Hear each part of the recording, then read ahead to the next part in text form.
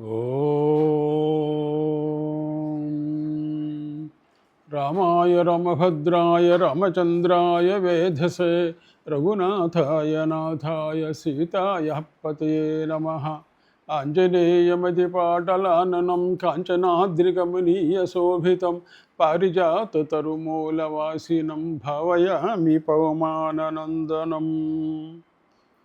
భీమ విక్రముడైనటువంటి ఆంజనేయుడు పలువురు రాక్షసులను సంహరించి బ్రహ్మాస్త్రం చేత బంధితుడై మేఘనాథుడితో సహా రావణ సభలో ప్రవేశించాడు.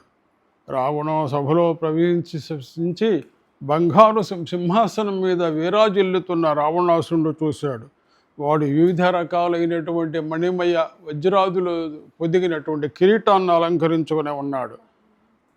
బంగారు ఆభరణాలు ధరించి ఉన్నాడు.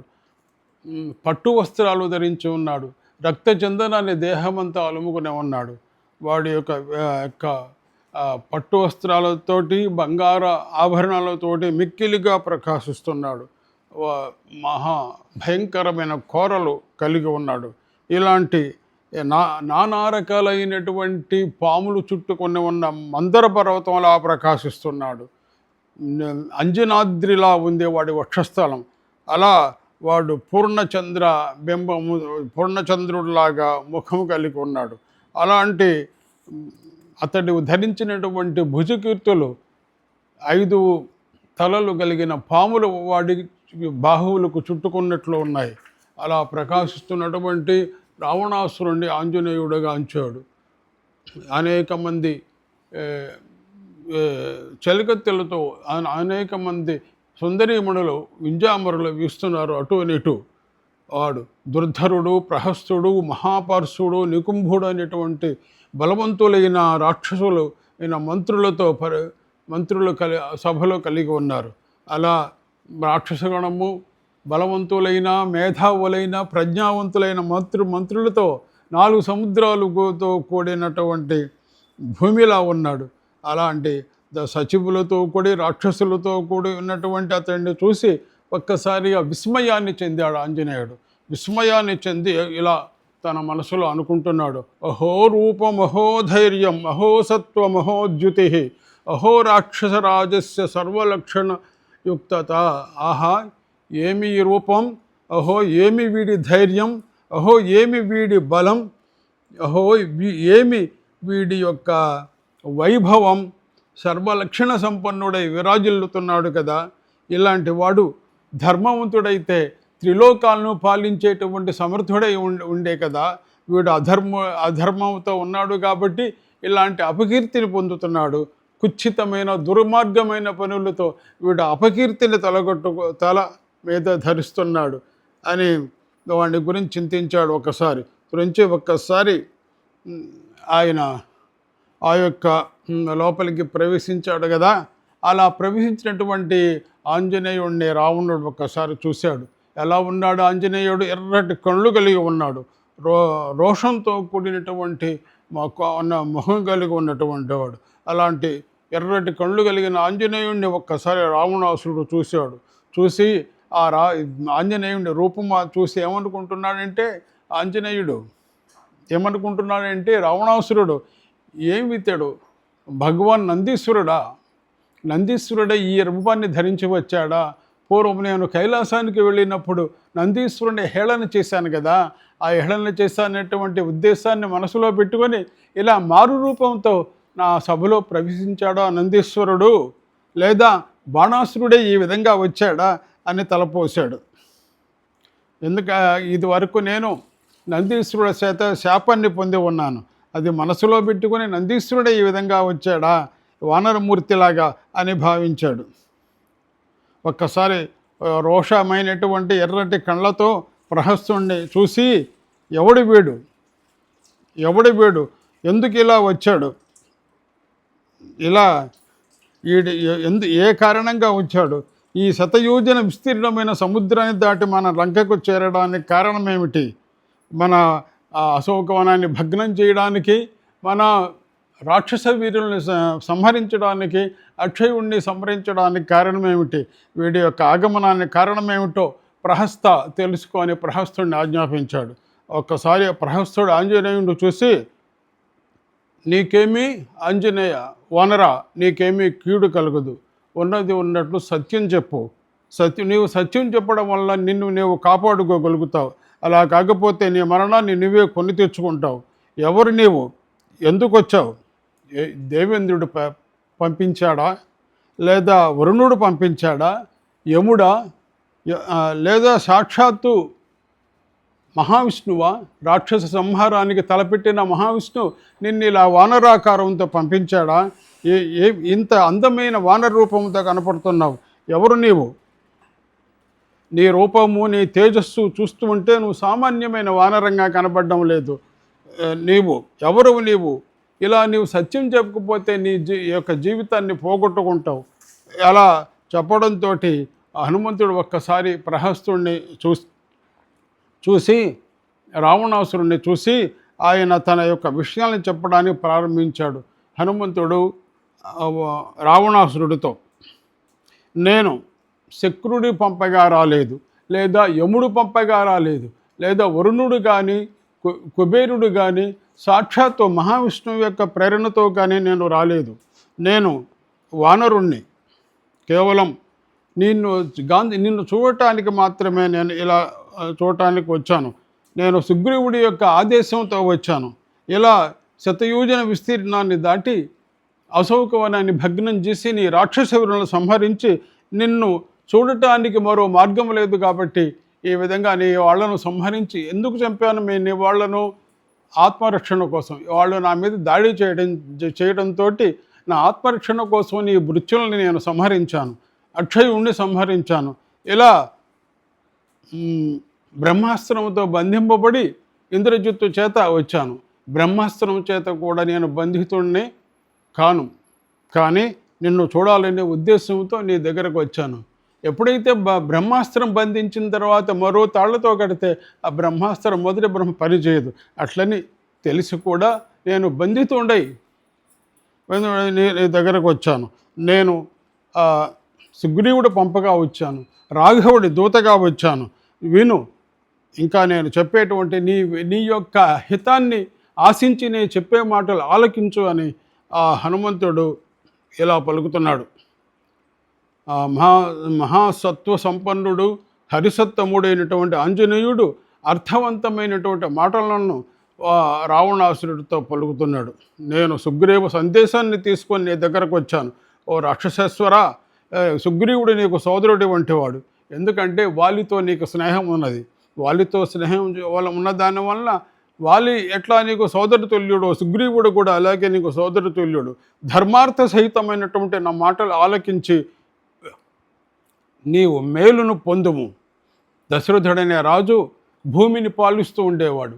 ఆయన సాక్షాత్తు దేవేంద్రుడిలాగా ఈ భూమిని పాలించాడు. ఆయన లక్షలాది సైన్యంతో, అశ్వగజ త్వరగ సైన్యంతో విరాజిల్లుతూ ఉండేవాడు. ఈ లోకానికంతా బంధువు లాంటి వాడు. అలాంటి దశరథుడికి జ్యేష్ఠపుత్రుడు శ్రీరామచంద్రుడు. తండ్రి యొక్క ఆజ్ఞతోటి భార్య సీతమ్మతో, తమ్ముడు లక్ష్మణునితో ఆయన వనవాసానికి వచ్చాడు. అలా వనవాసానికి వచ్చి ఆయన అలా చిత్రకూటం దాటి తర్వాత దండకారణ్యంలో ప్రవేశించి దండకారణ్యంలో సీత ఎవడో రాక్షసుడి చేత అపహరింపబడటం చేత ఆయన ఆ సీతను అన్వేషిస్తూ ముందుకు వచ్చాడు. అలా ఋషిముఖ పర్వతాన్ని చేరుకున్నాడు. ఆ ఋషిముఖ పర్వతంలో సుగ్రీవుడికి శ్రీరామచంద్రుడికి స్నేహం కుదిరింది. వాళ్ళిద్దరూ కూడా ఒక అగ్నిసాక్షిగా స్నేహితులయ్యారు. వాలిని సంహరించి కిష్కిందకు రాజును చేస్తానని శ్రీరామచంద్రుడు మాట ఇవ్వడం జరిగింది. అలాగే సీతమ్మ జాడ తెలుసుకొని శ్రీరాముడికి అన్ని విధాలా సహాయపడతానని సుగ్రీవుడు మాటిచ్చాడు. ఆ కారణంగా నేను అన్ని నలుదిక్కులకు సుగ్రీవుడు భల్లూకాలను, వానరులను పంపించాడు. వేలు లక్షలు కోట్ల మంది వానరులు సీత జాడ కోసం అన్ని దిశలకు వెళ్ళారు. ఆకాశానికి వెళ్ళారు, సముద్రంలో వెతుకుతున్నారు, భూమి మీద వెతుకుతున్నారు. పలు చోట్ల సీతమ్మ జాడ కోసం వీరులు వెళుతున్నారు. అలా వెళ్ళిన ప్రతి వానర వీరుడు, భల్లూక వీరుడు గరుత్మంతుడితో సమానులు. కావున అలా వెతుకుతూ నేను ఇట్లా దక్షిణ దిశగా శతయోజన విస్తీర్ణమైనటువంటి సముద్రాన్ని అంటే లంకలో ప్రవేశించాను. లంకలో నీ యొక్క వనములో నేను సీతను చూశాను. సీతమ్మను గాంచగలిగాను. అలా చూసి అక్కడ నీ యొక్క నా ఆత్మ రక్షణ కోసం నీ యొక్క అనుచరులైనటువంటి రాక్షసులను సంహరించాను, అక్షయుణ్ణి సంహరించాను. ఇలా నేను ఈ ఇంద్రజిత్తు వలన బ్రహ్మాస్త్రానికి బంధితుడిలాగా నటించి కేవలం నీ కోసమనే, నిన్ను దర్శించడం కోసమే నేను ఇలా వచ్చాను. నేను బలహీనుడయ్యో లేకపోతే అసమర్థుడయ్యో నేను నీ కొలువుకు రాలేదు, కావాలని నీ కోసమే వచ్చాను. నేను హనుమంతుడనే పేరు గలటువంటి వానరుణ్ణి, నేను వాయుదేవుడి యొక్క ఔరసపుత్రుణ్ణి. సీత కోసమే శతయోజన విస్తీర్ణ అయిన సముద్రాన్ని దాటి వచ్చాను. ఇక్కడ వెతుకుతూ అశోకవనంలో సీతను గాంచాను. నీవు దుష్ట బుద్ధి గలవాడివి, నువ్వు మహాప్రాజ్ఞుడివి, వేదాలు ఎన్నో చదువుకున్నావు, కానీ నీకు ధర్మబుద్ధి లేదు, అధర్మంతో ప్రవర్తిస్తున్నావు. అనేక విషయాలలో నీవు సముచితంగా ప్రవర్తించడం లేదు. రామ కోపానువర్తి అయినటువంటి లక్ష్మణి బాణాలకు నీ రాక్షసులు నీవు గురి కాగలవు. కావున 3 లోకాలకు ప్రియుడు ఇష్టమైనటువంటి రాముడికి ఉపకారాన్ని చేయి, రాముడికి అపకారాన్ని తలంచి నీవు బ్రతకలేవు. త్రికాలహితమైన నా మాటను ఆలకించు, ధర్మార్థహితమైనటువంటి నా మాటను ఆలకించి నీ వారిని కాపాడుకో. అలా లేకపోతే నీకు నాశనం తప్పదు. నీవు చేసిన ఈ దుష్టకార్యానికి ప్రతిక్రియ తప్పదు. నేను మరలా వెళ్ళి ఈ వార్తను సీతమ్మ జాడను రాముడికి చెప్పిన వెంటనే రాముడు ససైన్యంతో నీ మీద దండెత్తి రాక్షస సేనను మిమ్మల్ని అందరినీ సంహరిస్తాడు. కావున ఇప్పుడే మేలుకొని జాగ్రత్త పడు. నీ ఇంటిలో సీత ఉందని భావిస్తున్నావేమో, ఆమె 5 పడగలు కలిగినటువంటి నాగుపాము వంటిది. ఆమెను పెట్టుకుని నీవు క్షేమంగా ఉండలేవు. విషాన్నాన్ని తిని ఎవడు బ్రతకలేడు. నీవు అట్లా విషాన్నం కోసమో లేదా ఆశిస్తున్నావు. ఆమె నీ నాశనాన్ని తేగలదు. ఆత్మరక్షణ గావించుకో.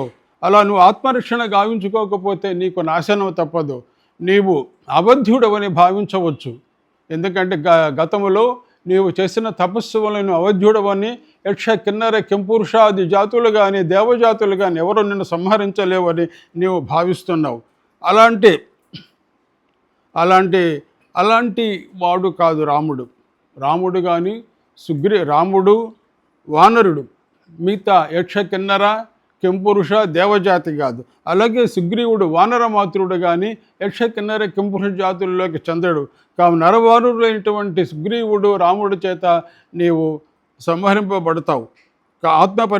ఆత్మత్రాణ చేసుకో. ధర్మార్థ సహితమైనటువంటి మాటను ఆలకించు. నీ యొక్క పనులకు ఫలితాన్ని పొందుతావు. అతి త్వరలోనే నీకు ఆ ఫలం వస్తుంది. జనస్థానములో నీ వారైనటువంటి రాక్షసుల్ని 14,000 మందిని అర్ధముహూర్తంలో రాముడు ఒక్కడ సంహరించిన మాట నీకు తెలుసు కదా. తెలిసి ఆయన బలాన్ని భావించుకో. అలాగే వాలి నిన్ను ఓడించినటువంటి వాడు, ఆ వాలిని ఒకే బాణంతో సంహరించాడు. వాలితో సదృశుడైనటువంటి వాడు, సమానుడైన వాడు సుగ్రీవుడు. ఆ వాలికి శ్రీరాముడికి సఖ్యం కుదిరింది.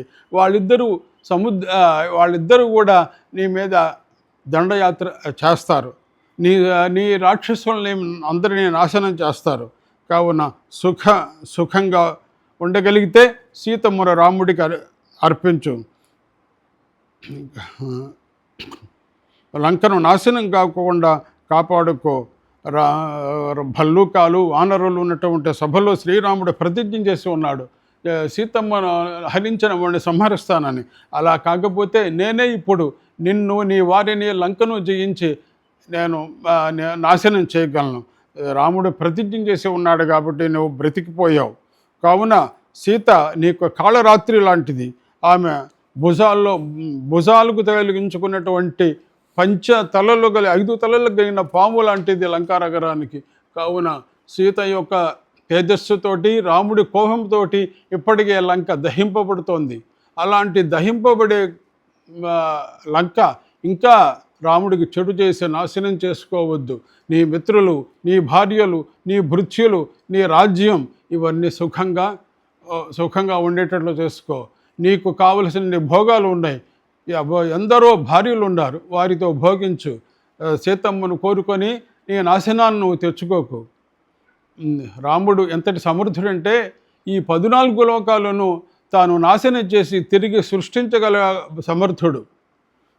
దేవతల్లో కానీ, అసురుల్లో కానీ, యక్ష కిన్నర కింపురుషాది జాతుల్లో కానీ ఎవరు రాముణ్ణి ఎదిరించి నిలవగలిగిన వారు లేరు.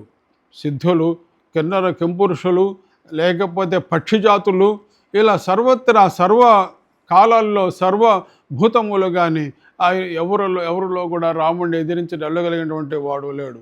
కావున ఆయన విష్ణుతో సమానమైన పరాక్రమం కలిగినటువంటి వాడు.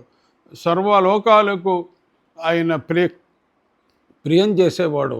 రాజసింహుడైనటువంటి రాముణ్ణికి అపకారం చేసి నీ జీవితాన్ని పోగొట్టుకోకు.